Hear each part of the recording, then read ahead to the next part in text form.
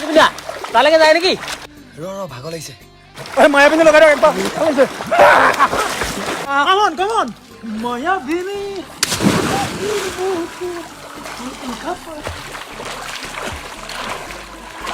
জুবিনা লগত কোনোবা যা এই যাব দে পাৰিবহি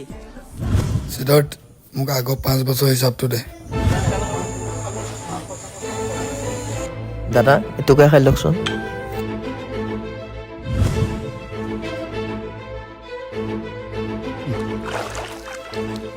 ঐ জুবিনা যে নাই ক'ত আছে জুবিনা